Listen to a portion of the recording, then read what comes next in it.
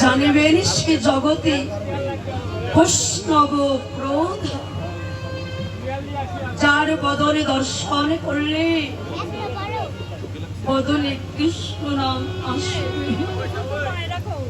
মনে করবেন সেই হলো পরম বৈষ্ণব, সে জাতিতে যেই হোক না কেন বাবা।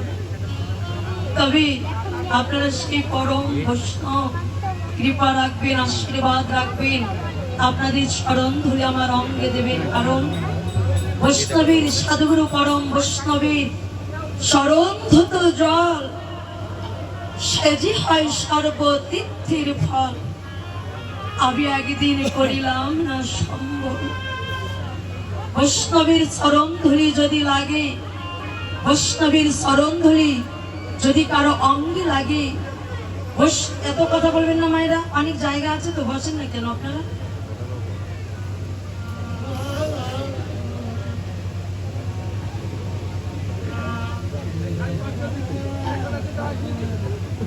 বৈষ্ণবের চরণ ধুলি যদি কারো অঙ্গে লাগে, তার পাবার কোনো কিছু বাকি থাকে।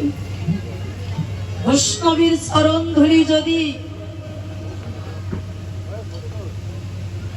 কারো অঙ্গে লাগে, তার অন্তরে কোনো